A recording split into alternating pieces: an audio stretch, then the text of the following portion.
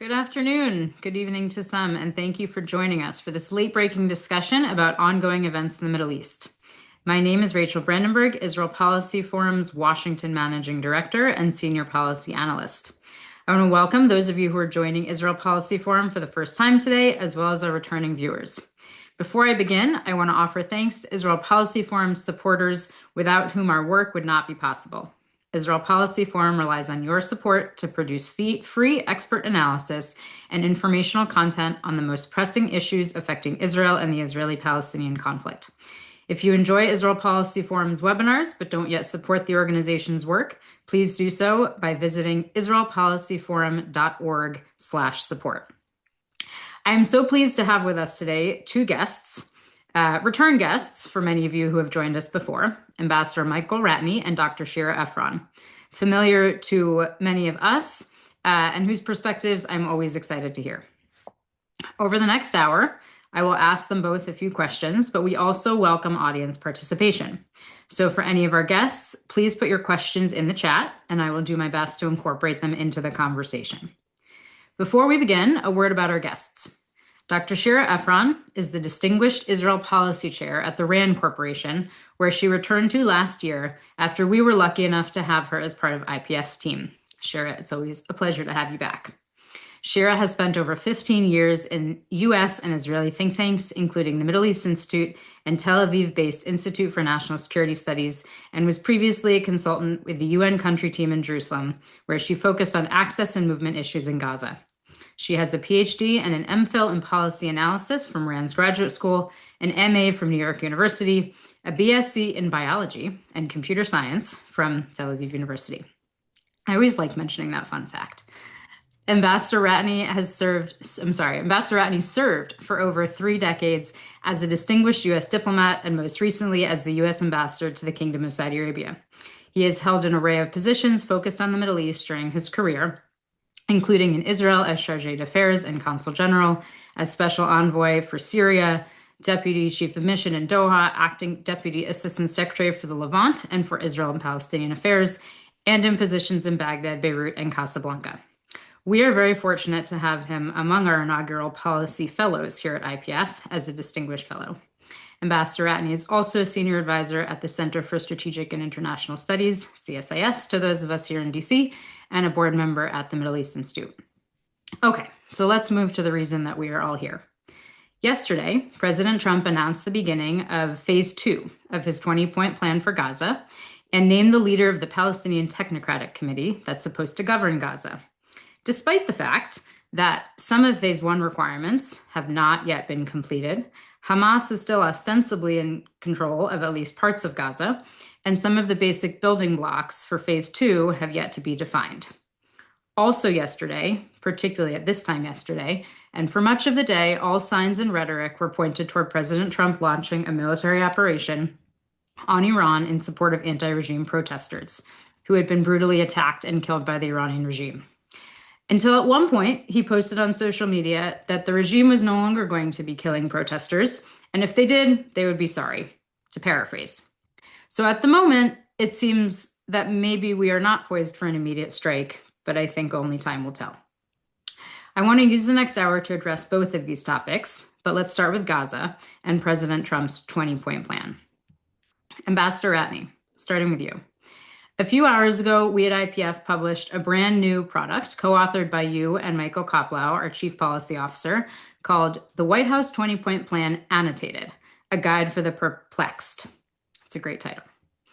You and Michael offer an interpretation of each of the 20 points, what's been accomplished, what should be done, and in some cases, what's potentially unrealistic to expect in the near term. I encourage everyone to take a look. It's an informative and a good read. So let's talk about the 20-point plan broadly, and then we'll dive into the details. Are there specific elements of President Trump's 20-point plan that you think have a more reasonable chance of being implemented than others? And where are the biggest blind spots? Thanks, Rachel. Thanks for the invitation today as well. You look at the 20-point plan and you look at the sort of annotation of it that we did. And one of the reasons we wanted to do that is just to make clear the sheer complexity of this undertaking. It's highly ambitious. So, a question: which is most likely to succeed? Which elements of it? It's a very good question. I think, in a sense, the most urgent thing has to be the most likely, and that is improvements, steady, incremental, slow, painful, but improvements in the humanitarian situation. And I think that's partly because there's been so much pressure from Washington and the international community on making that happen, and acquiescence by the Israelis to permit greater amounts of humanitarian aid to go in. So I think, and that's measured in the most basic sense, because we're not talking about a particularly ambitious undertaking. You're talking about just basic life support, food, medicine, shelter for the Palestinians in Gaza. So I think, given the pressure that all of the parties are under, I think that seems like the one where we'll continue to see slow but nonetheless progress. I think politically, it's, we saw the announcement yesterday of this technocratic government in Gaza, technically not a part of the Palestinian Authority, not part of Hamas. And there's also been signals, not for the first time, but signals that Hamas is prepared to back away from governance of Gaza. Now, that doesn't mean back away from military control of Gaza or bearing arms in Gaza, but it does mean something that they've talked about in the past, a willingness to turn over basic governance responsibility to somebody other than them. And it looks like they've assembled kind of a non-PA group of technocrats to do that. So I think there we'll see some progress. And I'm hopeful that they'll actually have the opportunity to start doing things that improve the lives of the Gazans. The blind spots, there's plenty of them. And I think one of them has to do with that technocratic government. I think it's all well and good to say that either Washington or Israel or some combination wants to see governance in Gaza that's neither the Palestinian Authority nor Hamas. But I have to say the record of purely technocratic governments among the Palestinians has not been great. Governance in the Palestinian territories has been closely linked to the Palestinian kind of leadership bodies, the PLO and Fatah and so forth, and the degree to which they don't have buy-in and interaction with the political leadership actually can handicap them. And we've seen that in the past because it's harder to get buy-in from, as the Palestinians would call them, the factions, because the factions still control a lot on the ground, certainly in the West Bank and even to some extent in Gaza at this point. So I think as much as the idea of a purely technocratic government seems like a positive thing, I think it's also a potential blind spot and weak point in terms of implementing decent governance there. And then I don't know if they're blind spots, but they're certainly potential stumbling blocks. The big one is disarmament, right? So kind of there was a press backgrounder that I read in Times of Israel today by some U.S. officials that suggested, in my read, kind of a pragmatic approach to disarmament by the U.S., talking about the need to give up, for Hamas to give up heavy weaponry, that being the sort of weaponry that most directly affects Israelis, Israeli soldiers, and Israeli communities, but to be somewhat more pragmatic about the issue of small arms. To me, that makes sense because I think disarmament, given how fraught an issue it is and how many sheer number of weapons in Gaza, you need a pragmatic approach. Netanyahu, just a few weeks ago, suggested a less pragmatic approach when he enumerated the number of AK-47s in Gaza, which he counted at something like 60,000, and said they all have to be removed. I don't know how possible that is. And if that becomes the standard for achieving disarmament, then I think we have a real stumbling block.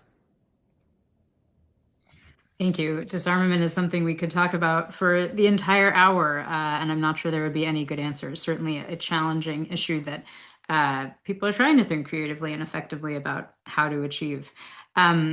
Shira, I'm interested in your perspective on phase two. What do you make of President Trump's announcement that phase two has begun? Is phase two really done? Does this have any, does it reflect any meaningful progress on the ground? What implications does it have for the way forward? What is your take on all of this? Thank you, Rachel. It's great to be back here with IPF. That although formally I'm not part of the organization, I am part of the organization, forever will be. And pleasure, of course, to be here with Michael and you. And it's interesting, as we talk about the 20-point plan, there's this Israeli news service that gives you the news of a year ago. So exactly a year ago, President Trump announced that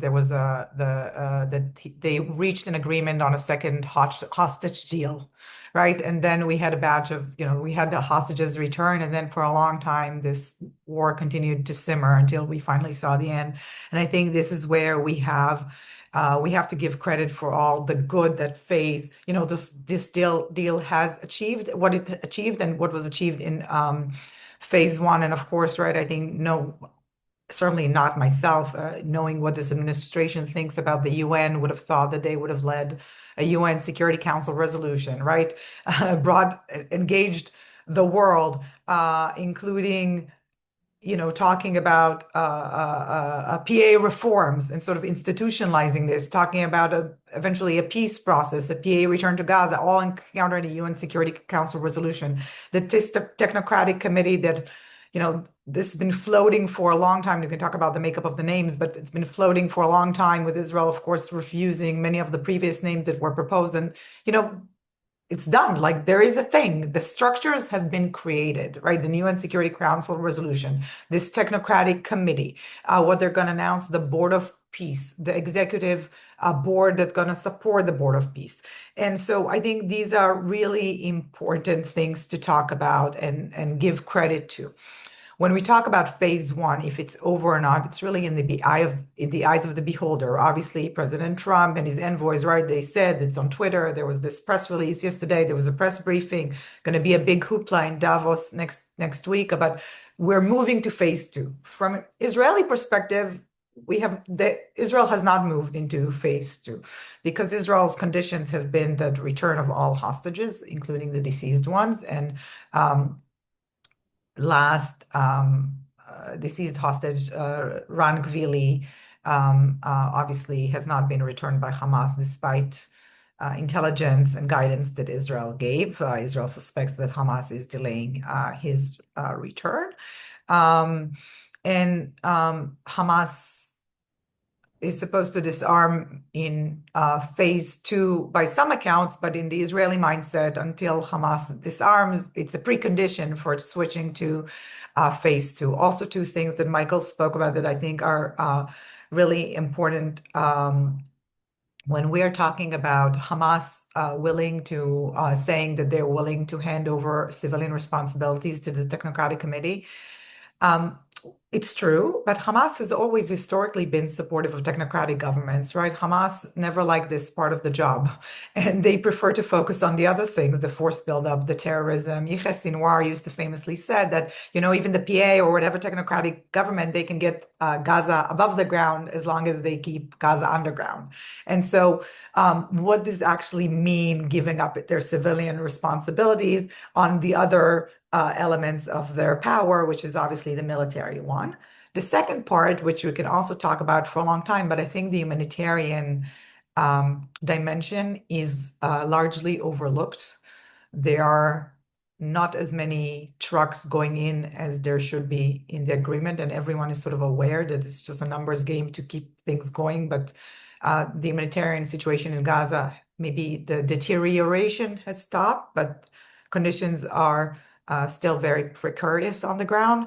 And in fact, the policies on humanitarian aid have not changed, definitely not in a way that is meaningful to the people. And food insecurity, despite having enough calories in Gaza, right? There's food insecurity and no access to clean water, and the same old restrictions that we know in addition. Now, I will just say, in terms of the blind spots, that I do agree with everything that Michael said. I think when we talk about the technocratic government, and I also read the same thread, and we know who those two officials, right, that briefed the journalists, even though they're not identified by name. They're saying for the first time there's a government, but what is this government?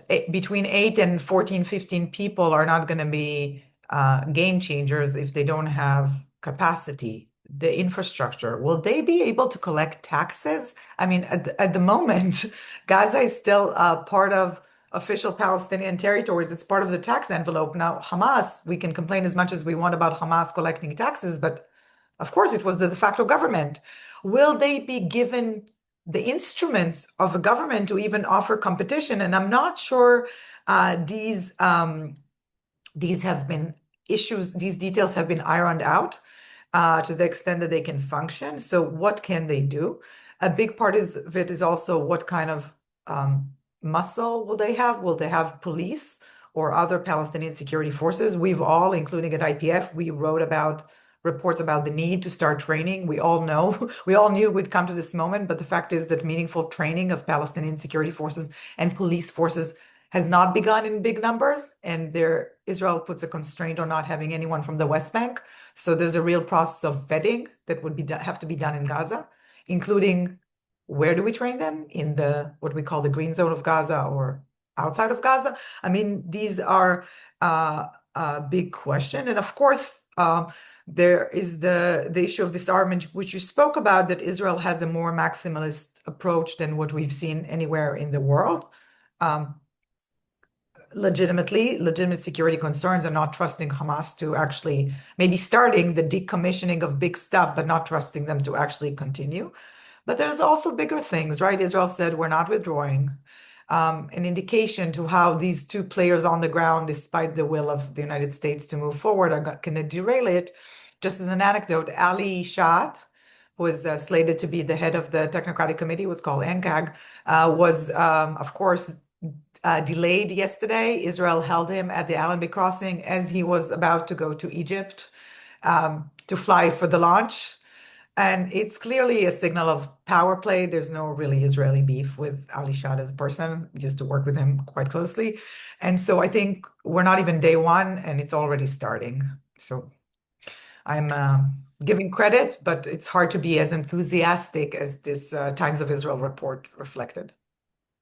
Thank you. You've raised some really important points that reflect not only on challenging elements of this, but how much we rely upon external forces, external actors to be pushing the parties to do some of these things and sort of a test of wills. I want to come back to that and the influence of both regional European and American actors. But first, Shira, I want to ask you to talk about one other component that we got a question from the audience on, and that is the planned communities. And this idea that you can do some reconstruction, you can attract some Palestinian civilians to areas you described the red zone, the sort of Hamas controlled area, and the green zone. Can you say something about that, both what it is and what the latest is? I mean, the big plan, right, is that what we call reconstruction will start in the area that is controlled by the IDF that got the name Green Zone, although it's all just use of US terminology. Israel controls this territory, but there are no people there. All the people are held under Hamas. And so far, it hasn't worked, sort of moving people to the other side. If there's going to be reconstruction, the hope is that to show how good life can be outside of Hamas zone, and that would lure people to move. It might work. There are technical issues. So far, my understanding is the land that was cleared, and there's a lot of, unexploded ordnance and waste and rubble in those areas has been very small. It's fit for about 3,000 families, 3,000 people. I need to look at the numbers, but it's area that is quite small. It's a long process. It's an expensive process, and we have to say another obstacle, right? Hopefully, the administration will be able to raise money, but there's no money at the moment for anything. The second question is that we know from the history of Israeli-Palestinian conflict that offering better lives is not always sufficient to have Palestinians move away from lands and property, especially if it's private property. But it makes sense to start recovery and reconstruction per area and not to look at the whole Gaza in a way, but I think it has to be very sensitive to the narrative, property rights, and these other issues. Thank you. And I imagine just all the real challenges in enacting even one of these small areas, which brings me back to something I said just before that question, and that is the implementation of Trump's 20-point plan, really any progress on all of the things you both mentioned in Gaza relies greatly on both the United States keeping its thumb on the scale of progress, whether with international interlocutors, with Israel, in particular in the face of Hamas, who's still very present and has expressed no willingness to disarm, even if they are willing to give up the civilian capabilities that maybe they didn't want, as you both described. And it relies on other partners, financially, personnel, political will in so many different ways. Ambassador Ratney, I want to come back to you. What is your sense of how much regional partners, the Saudis, the Emiratis, the Qataris, are bought into President Trump's 20-point plan, and what can reasonably be expected of them in supporting the plan's execution? Sure. By the way, I would add to what you just said and to what Shira just said is it all depends on enthusiastic support from Israel, not just grudging support, but enthusiastic facilitation to make it happen. I do think the Trump administration wants this to happen, and they brought to bear some of the most senior people. It's not clear to me, based on comments that Israeli officials have made, that they want it to succeed. And so, absent that, I think it becomes very problematic. And I think, to your question, I think regional parties look at that and it causes them to calibrate their degree of involvement. I certainly think they lend it rhetorical support. You know, as I've said and written before, they badly want this conflict behind them. That's not just Saudi Arabia, it's the whole region badly wants this conflict behind them. It's kind of dominated their headlines for much of the last 3 years, and they want to see it end. But they want to see it end in a way that's not going to recur, in a way that's not going to stoke anger amongst their own population. And so they're going to be very sensitive to how real some of these things are. And for them to get beyond rhetorical support into the two big areas where we would obviously like to see regional support, in terms of economic redevelopment and reconstruction on the one hand, and in terms of contribution to some kind of a security force on the other hand, those are big challenges. And for them to put either money or personnel to bear at a time where they're not convinced that the Israeli government is fully committed to making this happen, I think there's real doubts. And by the way, they also have doubts about Hamas's willingness and enthusiasm about making this succeed as well. I think they probably feel like they have a bit more, not control, but perhaps influence to bring to bear on Hamas, although even that's been relatively limited. But they do hope that the United States brings more serious influence to bear on the Israeli government. Last thing I'd say is it was fascinating, if that Times of Israel background story was all accurate, that the U.S. officials talked about planning to meet with Hamas directly again. It had been unprecedented, and it really is quite remarkable. I think it's, again, speaks to the pragmatism of the U.S. team in trying to make this happen. I don't know how enthusiastic the Netanyahu government is about seeing senior U.S. officials meeting with Hamas at this point, though. Shira, do you want to add anything on that, particularly the last point? I mean, we saw here Steve Witkoff hugging with Khalil al-Haya.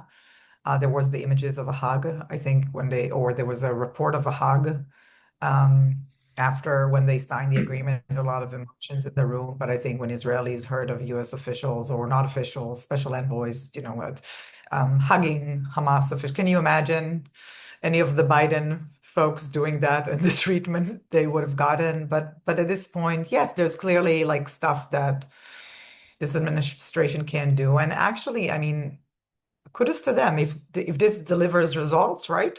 And they say there's no Israeli support for that. One of the things that I think Michael said it's really, really important about this Israeli enthusiasm for the plan. There is no enthusiasm in Israel in the plan. There's you'd probably have to count on one or two hands the number of Israelis that really want this to, or believe that this can succeed. I hear it from people in the IDF and people in the government, and there's sort of like, we're not going to actively derail this, but we have the reasons not to withdraw. At the moment, there's no ISF, there's no reconstruction, no one's putting, right, a lot of pressure on us. So yeah, sure, declare a committee, but the stakes are not high for us. And Israel believes that the only way to disarm Hamas is by kinetic force, right, through coercion, and that they understand that no one else will do it by Israel. So in a sense, while I think what we have here as a U.S. government, very much in a post-conflict state of mind, right, we brought peace. Clearly, Israel is not there. Israel just probably thinks we're in a lull before next round. And also Hamas, maybe they don't want the next round to be anytime soon, but they have not changed their right. This is what Hamas is. It's an armed resistance movement. At the end of the day, in 20 years and 30, I mean, there are reasons for Israel to be skeptical that Hamas doesn't also think of fighting again in the future. And I think that also creates this brings this skepticism on the side of regional players. And we have to say also European players who are used to be the main funders of reconstruction and recovery. It's not the first time, right, at a lower scale, but we've seen this play before. Until those sides really can commit to not doing this again, why would we put our money, our people, our priorities? It's a lot to ask, even if it's President Trump. Thank you. I'm going to pull on that and ask an admittedly somewhat cynical question, but I'm interested in both of your takes. So it sounds like the situation that's set up to include the announcement that we moved to phase two, humanitarian aid sort of being enough to keep people fed, but not enough for any real sustained life, sets us up pretty well for a stalemate that only serves an Israeli government who doesn't want to see the plan progress because they're not bought in, and Hamas, who wants to buy time to regroup and reconstitute. Um, is that a reflection that you share? Where do you see this going, or do we just kind of muddle through for a little bit longer until one side gives?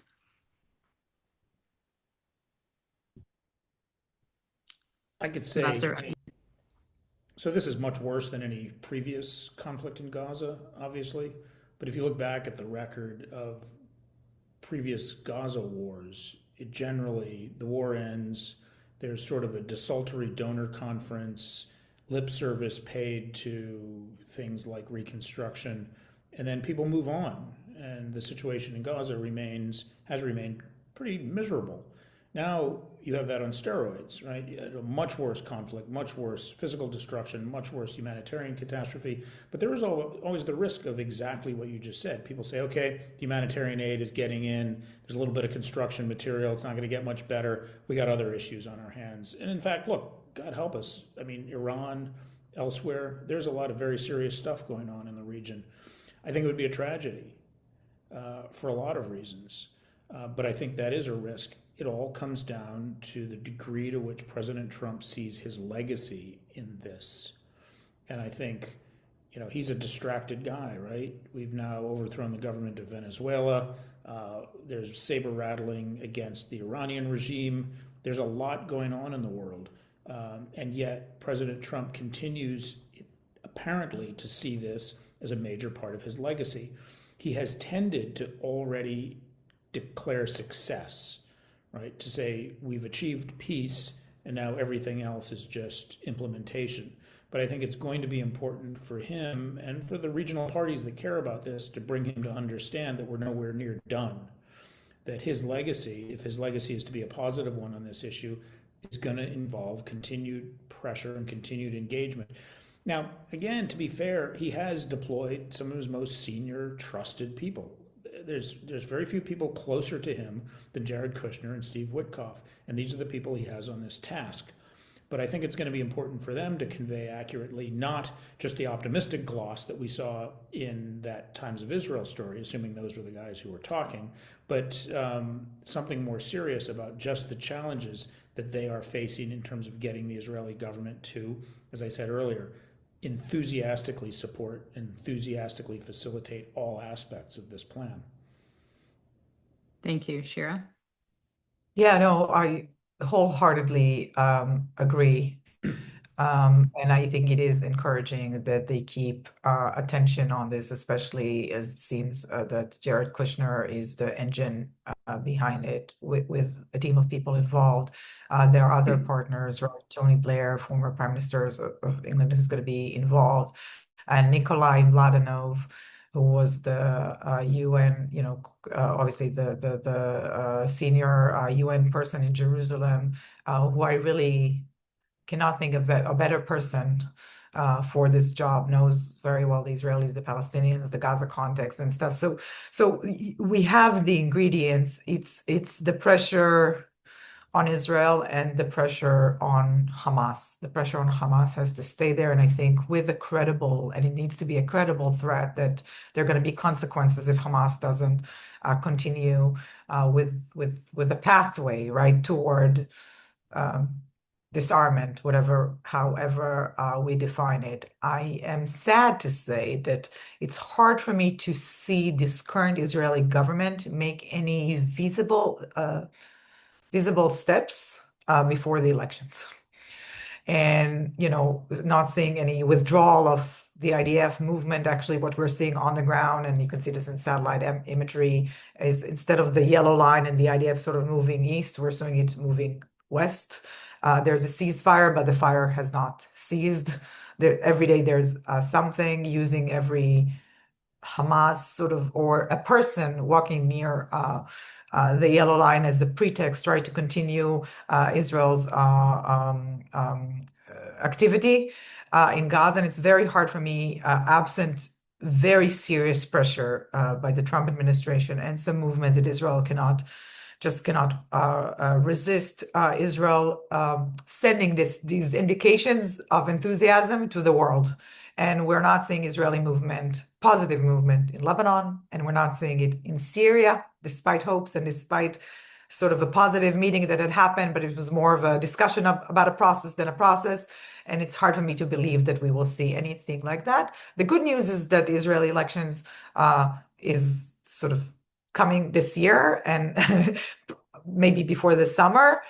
So it's only a matter of a few more months, but it's going to slow down in implementation. I think what the Trump administration needs to be ready for is setbacks and a slower process, right? This is not going to be a quick win.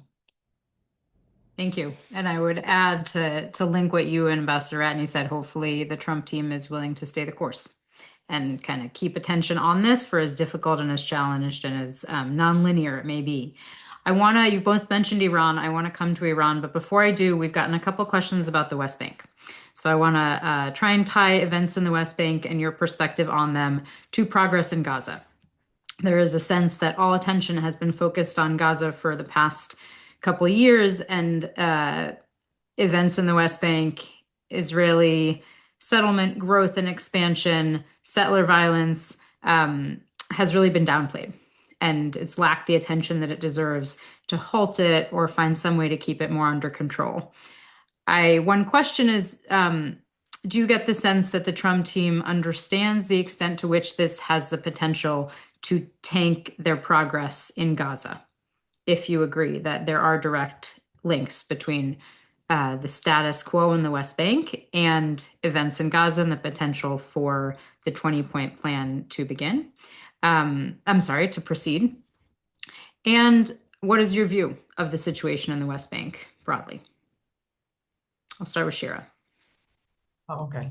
So yeah, if we weren't talking about in the last 2 years of Gaza and Iran and Lebanon and Syria, we would only be talking about the West Bank on every dimension. If it's territorial, the security situation, economic situation in terms of economic activity and the fiscal measures that Israel uses, it's in an unprecedented, dangerous situation with expansion of what do you call de facto right settlements. There's recognition of settlements that we haven't seen in many, many years. There's the concept of ecologic of the farms that are means to take over land, lots of land without actually settling people in them. But now it's endorsed by the cabinet and they received the name security farms by the prime minister himself.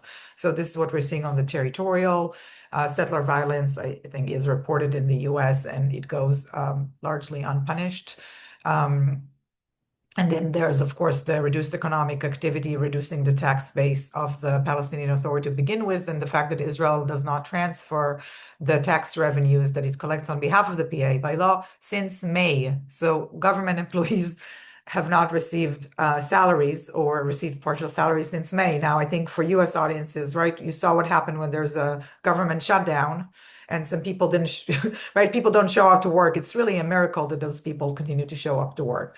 My understanding, and again, this is just based on reporting, that the US administration does recognize the importance of keeping the PA alive. My understanding is that something that President Trump raised in his meetings with Netanyahu. There is more engagement with the PA than there was.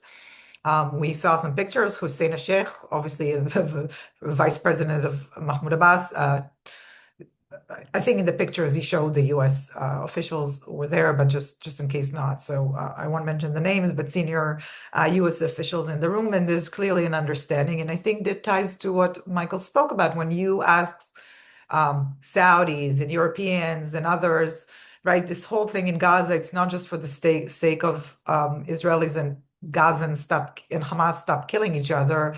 It's also supposed to lead to some sort of a two-state solution, or some sort of Palestinian aspiration being fulfilled. And the trends in the West Bank go very much against it. And I would say it's by design. We can see that Israeli finance minister and a minister with portfolio in the defense ministry, Bezalel Smotrich, aimed exactly for that. So right under the smoke of Gaza, he was effectively the one implementing policies in the West Bank, and that's what we're seeing today. Thank you, Ambassador Ratney. Yeah, lamentably, I would agree with all of that. Two big dynamics in the West Bank, which really stand to not only kind of tank any efforts towards peace in the near term, but also kind of eliminate the ability to inspire international actors, Arabs, Europeans, Americans, to get involved. These dynamics in the West Bank are alive, and we're distracted from them. One is, we might talk about preventing formal annexation of West Bank territory. Meanwhile, there's a de facto annexation going on. It's one thing to say, and it's true, maybe this is not an auspicious time for a peace process or political negotiations, but that doesn't mean that it should be an auspicious time for land to be grabbed little by little, foreclosing the possibility for some kind of an ultimate viable Palestinian state. And that's essentially what's happening, and it's happening at an unprecedented rate. The other issue is settler violence. There was an interview that Prime Minister Netanyahu gave with The Economist last week, in which he clearly diminished or dismissed the import of it, saying that this is just a small number of kids, they know who they are and they're dealing with it. I think some years ago it was a small number of kids and they were dealing with it. Now, by, as I understand it, the Israeli Ministry of Defense's own data, these incidents of settler violence have increased steadily to unprecedented rates, and it creates this very unfortunate kind of really pernicious kind of dynamic of seeming to make the West Bank uninhabitable by Palestinians, making it an undesirable place to live. I don't know if that's their policy or not, but that's certainly the perception that gets created. And at a moment where, if at a minimum the goal should be to de-escalate this tension, to get back to a point where there is security, some measure of economic development, and some political prospect in front of the Palestinians, I think both chipping away at the land that's available for an eventual Palestinian state, and this dynamic of gradually trying to make the West Bank an undesirable place to live for Palestinians, I think really does serious damage to those prospects. Thank you. I feel like I'm artificially cutting off what could be a much longer part of this conversation, but I want to make sure we get to Iran. So I'm going to link that by the notion of the importance of the U.S. being able to influence actors, whether we see eye to eye or are perhaps obstinate or adversarial. So I want to talk for a moment about perhaps an impossible question that is where we think the U.S. is going vis-a-vis Iran. And then maybe less difficult, I don't know, Shira, you'll tell us where Israel might be going vis-a-vis Iran. I talked at the outset of this conversation about how yesterday it seemed like we were about to strike Iran in support of the protest, and President Trump was really intent on helping bring down the current Iranian regime. We seem to have stepped back from the brink. Who knows? Could be Trump bluffing, could be the real legitimate challenge that most of our military assets are oriented toward the Caribbean right now in dealing with Venezuela, or realizing just how difficult it is and how our track record on regime change as the United States is not great. Ambassador Ratney, I'm interested in your view. What are the considerations for the United States as this president or as any administration considers engagement in Iran? What are regional actors thinking and concerned about as they too probably ask the question about U.S. intent? So I think, U.S. policymakers and regional policymakers look at what's happening in Iran and they say it does feel different, right? You've long had this despicable Iranian regime that abuses its citizens and threatens all of its neighbors, but now the level of discontent seems to have grown, influenced by social factors, political factors, economic factors to a degree that does seem different. But I think people ask themselves, is it different enough? Is it different enough that this could lead either organically or with some help from outside to serious regime change? And I think nobody really knows for sure. One thing that is unprecedented is the degree of threats from the U.S. to intervene on behalf of the protesters. And I think it's a curious phenomenon because on the one hand, Trump has historically, and he certainly came into office averse to the idea of the U.S. getting involved in wars overseas, certainly wars in the Middle East. Now he's gotten involved in one in our own hemisphere and has threatened to get involved in another one in the Middle East in a way that would be perhaps quite open-ended, not the same as destroying nuclear infrastructure, for example, but something that has a somewhat open-ended political objective of siding with protesters against the Iranian regime. And nobody knows quite where that's going to lead.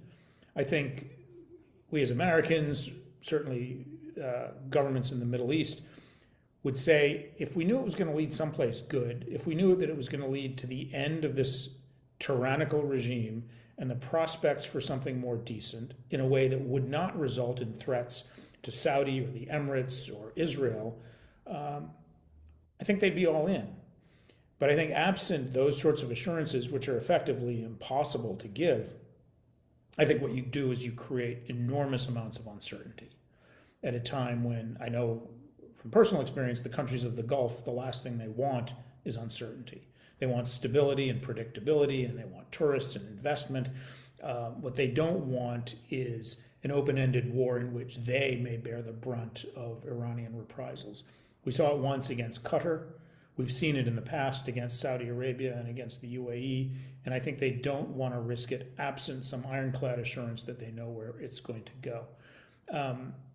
And I think Trump probably senses that. I don't know whether there's direct contacts, but I certainly think he probably understands where the Gulf is on this. And I think he also understands where Israel is on this, which is a higher degree of tolerance for risk, a greater desire to take advantage of this moment when the Iranian regime was already weakened to a great degree, and certainly the Iranian military's air defenses were badly damaged in the last round of military strikes. And so I think they see perhaps an unprecedented opportunity to have an impact, a fundamental impact on Iranian regime behavior. I don't know whether the Trump administration is there, though. Thank you. Shira?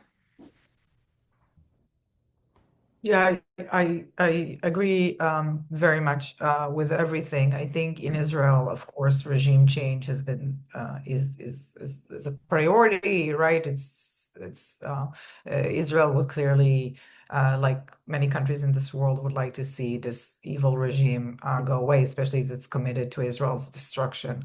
But I think there are different reports, and I'm not sure these are correct. There's a report in the New York Times today that actually Netanyahu and Trump had a phone call in which Netanyahu asked Trump, like the Arabs, to delay any strike. I don't know if this is true or not, but Israel is definitely taking a back seat to this.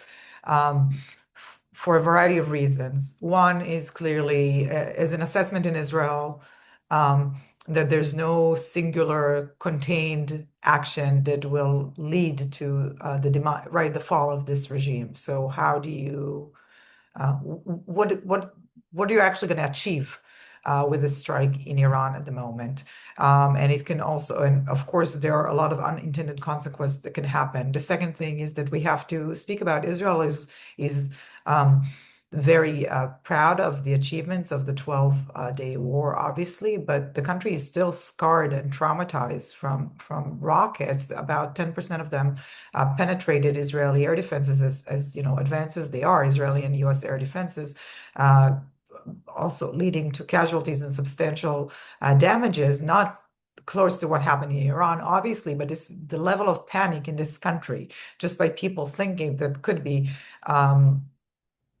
another round, is astonishing. And with Iran being sort of a wounded tiger, right, with its back against the wall, the fact that it might be much more severe than it was last time. So I think Israel would like to avoid that outcome at the moment happening. And I'm saying very carefully, but the fact is that Iran is, it's dark, right? All communication channels are crossed. It's very difficult to collect intelligence. And speaking with intelligence officials yesterday, even people who are supposed to know, it's very difficult to assess the size of the protest, right? There is imagery, but the size of how important they are, the size of the casualties, and what it means, and if Iran, if the regime is not on the heels of collapse, an attack now could be counterproductive. So, for all these reasons, I think that despite what others would think that there's enthusiasm in Israel for this, I don't think that there is one. Of course, if there is a strike, Israel would like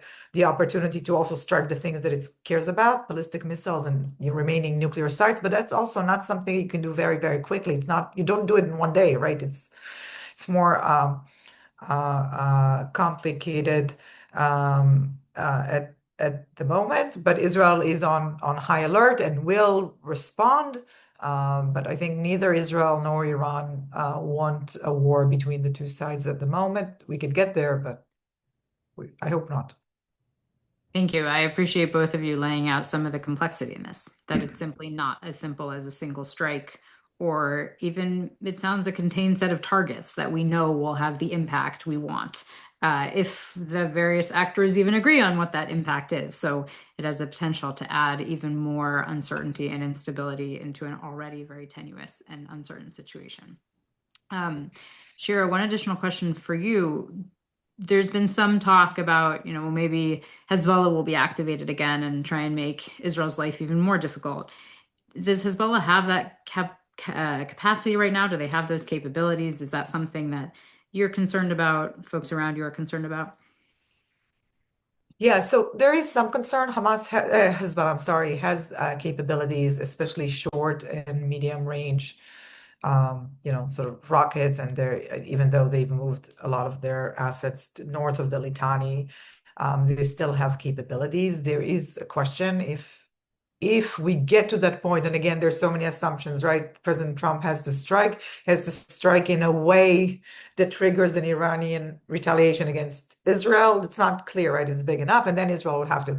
There's a question if Hezbollah will join, and they can definitely continue. They can definitely hurt the people of the north and Kiryat Shmona and other places, which would also be catastrophic, right? Those people are having left, and some of them return. If they leave again, I don't know if they'll ever come back. But there is a lot of pressure within Hezbollah and a lot of pressure in Lebanon that could keep Hezbollah away from this. But we don't know. We don't know, and that's an additional factor. Sure, thank you.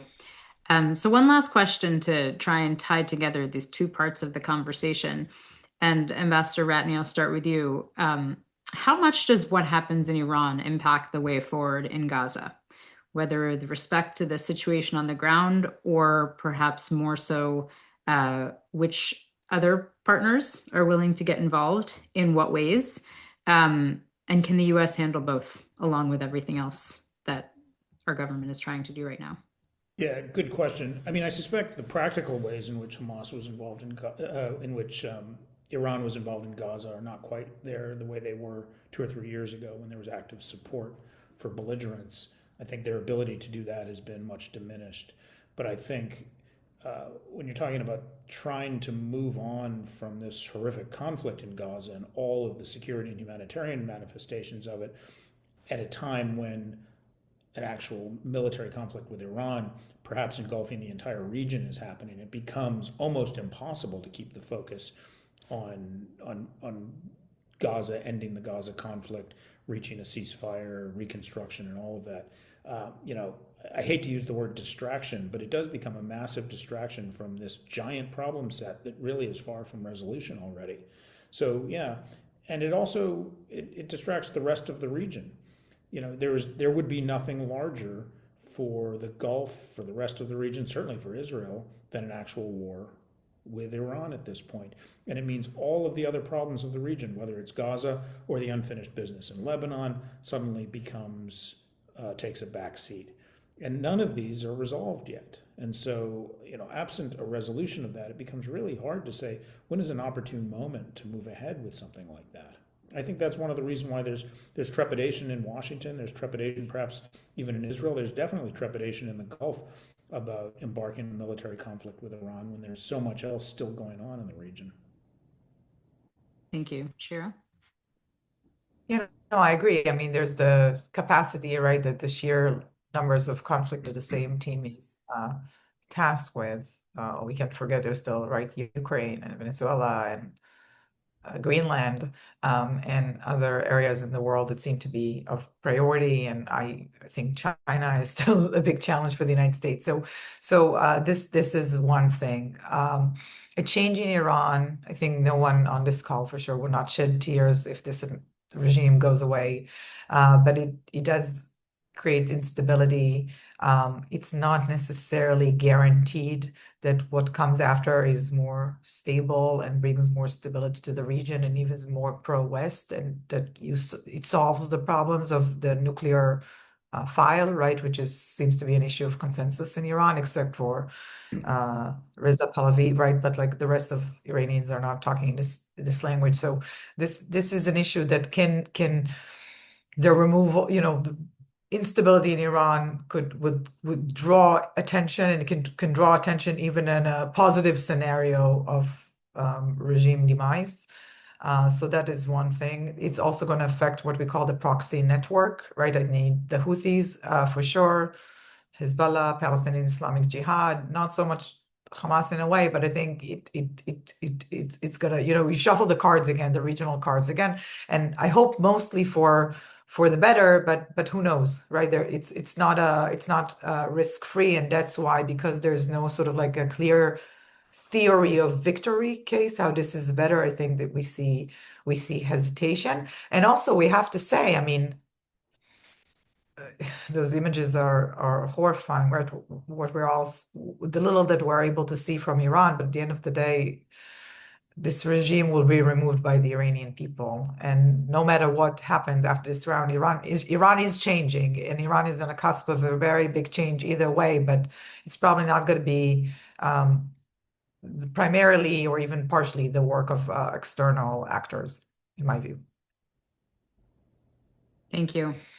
I want to take advantage of being the moderator to claim what I said as a lie. That was not the last question. I have one more that will really be the last question. And that is on either of the topics we've discussed, on any of the topics we've discussed. What are you watching for? In Gaza, what are you watching for as demonstration of real progress? In Iran, I think you've outlined a lot of the things that you are watching for without really any of us knowing where they're going. But over the next few days, next couple weeks, what are you going to be keeping an eye out for? And then I will really close the conversation. Shira, I'll start with you. Sure. So obviously Iran, all eyes on Iran, right? What happens there? And if the protests continue to grow or more contained, and how brutal oppression of the protests are, and what President Trump does or does not decide to do on that. So that's one. I think also there's going to be the Davos conference next week, where the understanding is, also reported in Times of Israel, that Jared Kushner, Steve Witkoff, others are going to announce the Board of Peace with great enthusiasm, according to them, on the part of countries to join that, and seeing if they're actually able to raise funding. At the moment, there is no funding, and also there are no countries committed to the International Stabilization Force. And I'm not even talking about what this force may do, which is very little. But I think I'm watching out for that, because if the momentum is not sustained, it will be very difficult to move anything further in Gaza. And I think maybe I'll say, there's obviously Lebanon. We're all on high alert for another coming round in Lebanon. So that's one, but maybe I'll add a positive one. Finally, Israeli and Syrian representatives met, and despite maybe not as promising meeting as I would have liked it to be, it was a meeting that was reported to be positive. It's going to be more. And if there's a chance of reaching some sort of a security agreement between the two sides, that would be one diplomatic achievement after 2.5 years of war here. Thank you. Ambassador Ratney, I'll give you the final word. So I'd watch President Trump. He seems to have his finger on a lot of triggers right now. Which ones is he going to pull? It's anybody's guess, to be honest. Again, watch to the extent it's possible. And Shira makes a good point about watching the street in Iran, because there really is, there are images that are coming out, but they are so scarce, and the internet is so scarce that it's hard to know exactly what's going on. But watch closely to see whether this is truly different or whether it is simply something that the Iranian regime will eventually kind of get a lid on again. And then, watch, hopefully, I guess, whether or not appointing the Board of Peace, moving to phase 2 in the Gaza ceasefire actually produces enough genuine, tangible forward momentum that you start to get others enthusiastic about getting involved. Thank you. Lots to watch for. In so many parts of this conversation, you have both previewed other webinars and conversations that we'll be having in the coming weeks to get deeper into so many of these issues. Our time is just about up. So I want to thank you both. Thank you for joining us. Thank you for taking the time relatively last minute and for sharing your insights. And to our audience, thank you all for joining us again. This pop-up webinar at relatively last minute and taking the time to listen and join in the discussion.